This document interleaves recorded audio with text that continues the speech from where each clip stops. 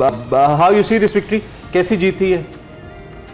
जी हाँ, ये एक तो ये कि बहुत ही जरूरी जीत थी, क्योंकि पाकिस्तान का मोरल बूस्ट करने के लिए जिस तरह से पहला मैच हारे थे तो एकदम से स्पिरिट डाउन हो गई थी और लोग ये सोच रहे थे, जनरल ओपिनियन भी आ रहा था फॉर्मर क्रिकेटर्स की तरफ भी कि क्या पाकिस्तान आयरलैंड से भी अब नहीं जीत सकता, लेकिन ये कि पाकिस्तान ने उसको गलत साबित किया, फिर सेकंड जीता और थर्ड जीता। तो आई थिंक बहुत मोरल बूस्टिंग है और बहुत ही ज्यादा जरूरी था जीतना, क्योंकि प्लेयर्स के अपने माइंड सेट के लिए और आगे जो वर्ल्ड कप आ रहा है, अभी ये बीच में इंग्लैंड की भी सीरीज है, तो I think it was a very positive sign कि पाकिस्तान ने जीता है ये मैच। ठीक है, अच्छा अवैस से भी जान लेते हैं कल के मैच पे राय। अवैस, कैसे देखते हैं कल की जीत को आप? खुश नहीं है, वो आयरलैंड के साथ थे।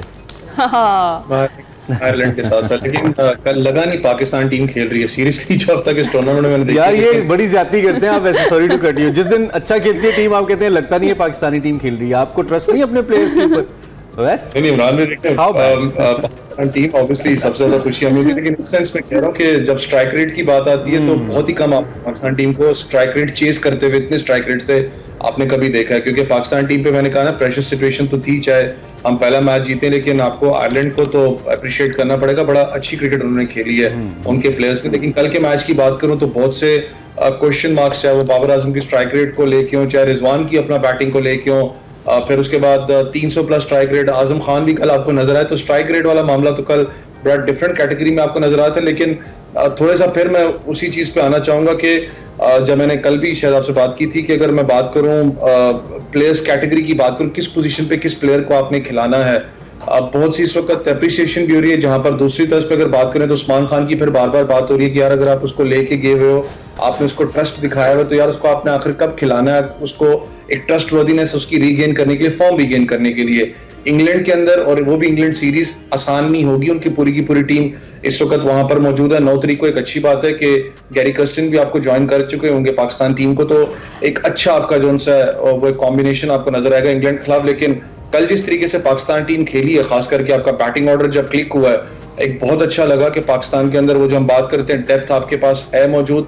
लेकिन आपने एक और भी चीज दिखाई कि खाली बाबर आजम नहीं, दूसरे बैट्समैन भी कैपेबल हैं। आपको बाबर आजम एरा से मैं फिर कहता हूँ निकलना पड़ेगा, आपको टीम यूनिट बन के खेलना है। बाबर आजम आपके बेस्ट प्लेयर्स हैं, one of the great players हैं, लेकिन आप हमेशा एक प्लेयर के ऊपर टूर्नामेंट नहीं जीतते, आप मैचेस जीतते हो, आपको टूर्नामेंट के लिए ऐसा टीम आपको निकलना पड़ेगा।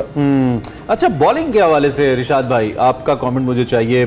ऐसा लगता है पहले बॉलिंग इतनी हमारी ट्रस्टवर्दी होती थी मोस्ट ऑफ द टाइम्स कि हम अगर फॉर एग्जांपल वनडे में 150 रन भी हमने बना लिए या T20 में अगर 130-35 रन भी हमने बना लिए तो हमें लगता था कि वी कुड फाइट बैक, और अक्सर हमने फाइट बैक किया है, हमने बड़े छोटे छोटे टोटल्स को डिफेंड किया है। लेकिन अब ऐसा लगता है कि हमारे जो पेसर्स हैं वो या तो उनके अंदर वो कॉन्फिडेंस नहीं आ पा रहा दोबारा से, छोटी टीम है आयरलैंड उसके खिलाफ भी, कि वो विकेट्स उस तरीके से लें और उस तरीके से ब्रेक थ्रूज कर पाएं। इसकी बुनियादी वजह क्या देख रहे हैं आप? कोई प्रॉब्लम देख रहे हैं आप इसके अंदर?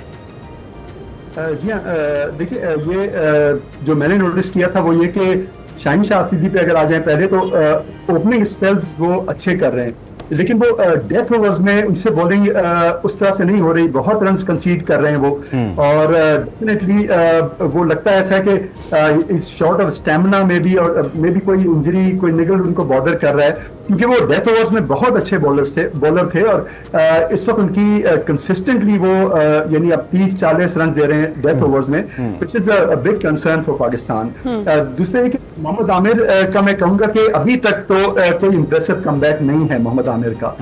वो दुनिया में बहुत सी T20 लीग्स खेलते हैं, बाद लीग में वो अच्छी बॉलिंग भी करते हैं, लेकिन बिल्कुल टॉप कॉम्पिटिटिव लेवल पे जब बिल्कुल पाकिस्तान को आप रिप्रेजेंट कर रहे हैं तो उस लेवल पे आई एम सॉरी टू से, लेकिन आमिर की वो क्लास ऑफ बॉलिंग नजर नहीं आ रही, तो ये भी एक बड़ा मेजर कंसर्न है। अच्छा, नसीम जो है again coming back from injury, but Naseem Shah मेरे ख्याल रिदम में आ जाएंगे, थोड़ा सा वक्त लग रहा है, लेकिन मुझे उनसे उम्मीद है कि वो डेफिनेटली स्पीयर हेड करेंगे नसीम शाह। अच्छा, आई फील तो वह जिस तरह से भी हम बात ही बॉलिंग की कर रहे हैं, क्या कह सकते हैं फिर हम कि एक बार फिर बॉलिंग ने मायूस किया है और हमारे प्लेयर्स जो हमारे बॉलर्स हैं उस तरीके से नहीं चल सके इस सीरीज में? देखिए बॉलिंग का तो अगर सबसे बड़ा जो अगर इशू की बात करें तो आपको हंटिंग इन पेयर्स हमेशा जब हम कहते हैं आमिर का बेशक इकोनॉमी रेट एक साइड से अच्छा मेंटेन वो करके रखते हैं, दूसरे एंड से एक फास्ट बॉलर जो है वो अटैकिंग क्रिकेट खेलता है। ये एक फास्ट बॉलिंग का हंटिंग इम्पेयर को जिसको हम कहते हैं। अच्छा लगा कल शहनशाह अफरीदी ने कल 3 खिलाड़ियों को आउट किया, कल रिदम में आपको नजर आए। मोहम्मद अनफॉर्चुनेटली मोहम्मद आमिर की बात करूं विकेटलेस अपना कोई ज्यादा एज सच उनकी अच्छी परफॉर्मेंस नहीं थी, लेकिन सबसे बड़ा इस वक्त जो मेरे लिए क्वेश्चन मार्क था वो ये था कि आप हसन अली को कहां से बीच में ले आए तीसरे T20 के अंदर। क्या आपने अचानक हसन अली को बीच में इंक्लूड कर दिया? शायद वो उन कंडीशंस को यूज टू करने के लिए जो भी मामला थे तो इंग्लैंड में हसन अली एक बरकत है जो कभी कभी पड़ जाती है।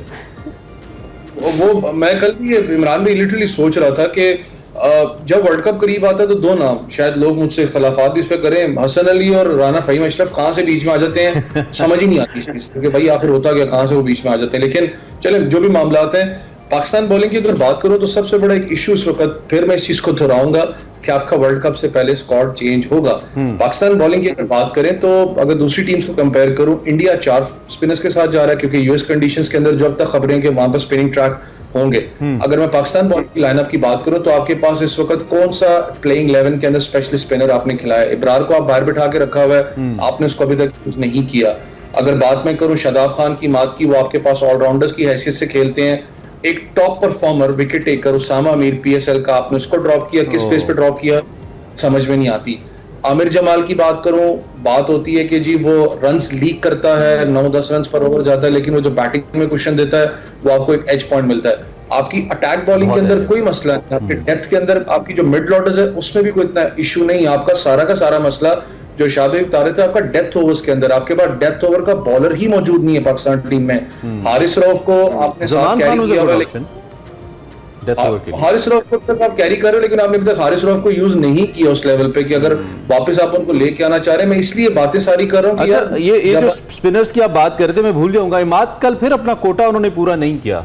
फिर कल पाकिस्तान ने 6 बॉलर्स इस्तेमाल किए और इमाद कल फिर 3 ओवर्स किए उन्होंने। Your take? मैं इमरान भाई यही चीज कह रहा हूँ ना कि मुझे जो थिंक टैंक वहां पर बैठा मुझे समझ में नहीं आ रही आखिर चल क्या रहा है मामला। देखें आप इमाद वसीम को ठीक है, मैं कहता हूँ सर जेन्युइन ऑलराउंडर है, लिटरली उसने परफॉर्म बैट से किया, लेकिन आपको एक चीज ध्यान में रखनी है वो बैटिंग ऑलराउंडर नहीं है, वो बॉलिंग ऑलराउंडर है।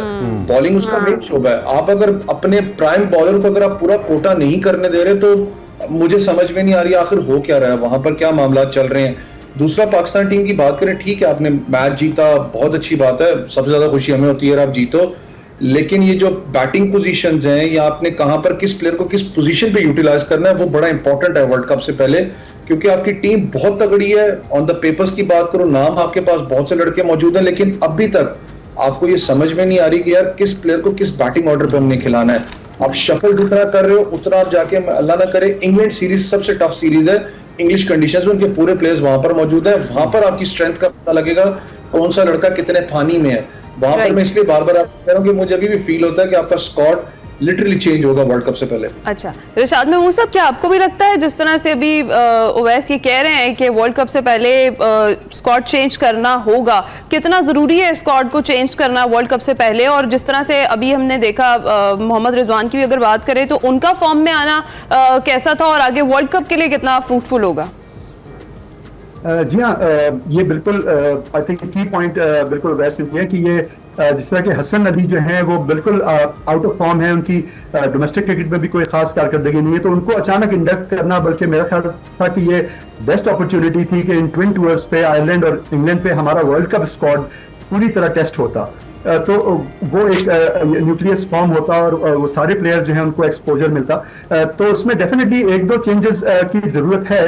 और क्वेश्चन मार्क्स हैं कुछ प्लेयर्स पे, जिस तरह के साइम अयूब पे रमीज राजा ने भी बहुत सख्त स्टेटमेंट दिया कि अब कितने चांसेस देंगे उनको। और दूसरे देखिए आप, मैं समझता हूँ कि बाबर और रिजवान की ओपनिंग पे, उनके स्ट्राइक रेट पे बहुत तनकीद होती रही है, लेकिन अभी भी आप देखते हैं कि जब वो दोनों कभी साथ आ जाते हैं तो उनकी एक्सेलेंट अंडरस्टैंडिंग है, बहुत ही अच्छी तरह से एक दूसरे को कॉम्प्लीमेंट करते हैं और वो पाकिस्तान को क्राइसिस से निकाल देते हैं। भारत ये एक हार्ड फैक्ट है जिसको मानना पड़ेगा, और पिछले 2 मैचेस में भी ये चीज नजर आई दोनों की परफॉर्मेंस में। आई थिंक ये साइम अयूब को काफी चांस दिए गए, उनको किसी स्पेशलाइज्ड कोच, आई होप के क्लस्टर उन पे काम करें, लेकिन ही कहीं ना कहीं उनके चिंक्स इन द आर्मर नजर आ रहे हैं कि वो बाउंड्री पे आउट हो जाते हैं या वो बहुत ज्यादा केयरलेस शॉट्स खेल के आउट हो जाते हैं। इसी तरह इफ्तिखार का मैं कहूंगा कि इफ्तिखार की पिछले 10 मैचेस में एक भी 50 नहीं है, और उनका बड़ा की किरदार होता है कि वो एक स्लॉगर के तौर पे सामने आए, लेकिन वो less than double figures out हो रहे हैं कई दफा।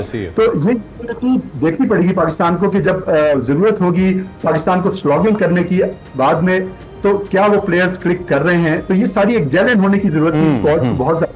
के इंग्लैंड के 4 मैचेस हैं T20 के, और वहां stiffest test compare to Ireland, बहुत टफ टीम है इंग्लैंड की।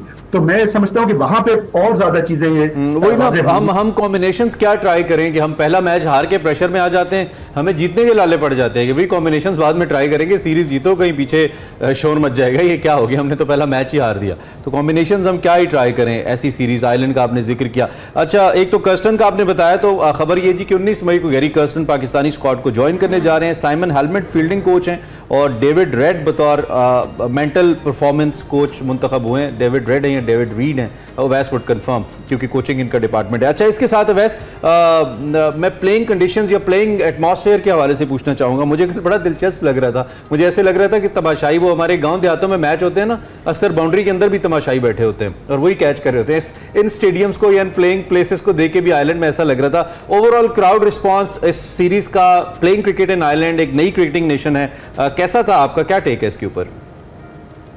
इमरान भाई, मुझे आयरलैंड जाके मौका मिला, आयरलैंड डबलिन में खेलने का, काफी मैचेस वहां पर खेला। कंडीशंस बिल्कुल डिफरेंट है। वो ज्यादा प्रैक्टिस करते हैं एस्ट्रोटर्फ विकेट के ऊपर एज कम्पेयर टू मेट्रॉफ विकेट की बात करो, जो कारपेट होता है वहां पर बॉल ट्रैपराइज भी होता है, स्विंग भी होता है। अच्छा। और क्योंकि ये बारिश वाला अमूमन वहां पर लगी रहती है, ज्यादा ठंडा है एज कम्पेयर टू यूके की अगर बात करें, तो वो टेम्परेचर बॉडी को वो अपना सूटेबल करना, वो भी थोड़ा सा टाइम वहां पर आपको ऐसा फास्ट बॉलर स्पेसिफिकली आपको लग जाता है। क्राउड की बात करें, पाकिस्तानी वहां पर मौजूद है, लेकिन उस टेंडेंसी के मौजूद नहीं जैसे अगर आप बात करें यूके के अंदर हैं या ऑस्ट्रेलिया के अंदर पाकिस्तानी मौजूद हैं जरूर है वहां पर, लेकिन उनके ग्राउंड्स की अगर बात करूं तो ये कुछ बहुत कम स्टेडियम्स हैं, सच इतने ज्यादा स्टेडियम्स उनके पास मौजूद नहीं है, लेकिन उनके जो क्रिकेट ग्राउंड्स भी लोगों ने बनाए हुए हैं नॉर्मली वो बहुत अच्छी हैं, बुलेट किस्म की उनकी आउटफील्ड होती है वहां पर। आपको पता है कि और ये आयरलैंड टीम की अगर बात करूं, मैंने आपके ही प्रोग्राम में शायद बात की थी कि जब मैं क्वालिफायर्स खेल रहा था यूए के लिए, इनके खिलाफ जब खेला था, पोर्टरफील्ड के जो कैप्टन थे इनके, तब उस वक्त T20 स्टार्ट हुई थी, लाइक एज सच पीक नहीं पकड़ी थी T20 ने। तो यही बात होती थी कि वो टॉप परफॉर्मर थे क्वालिफायर्स के। अफगानिस्तान आयरलैंड की बात कर रहा हूं, उन्होंने एक दफा लिटरली प्रेस कॉन्फ्रेंस में रो पड़े थे, उन्होंने कहा था कि कंसिस्टेंटली परफॉर्म करें, लेकिन आईसीसी हमारी तरफ देखता नहीं, हमें नेशन जो नहीं। I think they deserve, they played really good cricket. बिल्कुल आखिरी मेरे पास 20 सेकंड है, आपको आयरलैंड में किसी अफगानी फैन ने छेड़ा तो नहीं, कुछ कह के कुछ कहा तो नहीं आपको? अफगानिस्तान के खिलाफ मैचेस तो बहुत खेले हैं, लेकिन टफ फैंस हैं, पाकिस्तान के हवाले से खास तौर पे नीयत के मसाइल बहुत ज्यादा।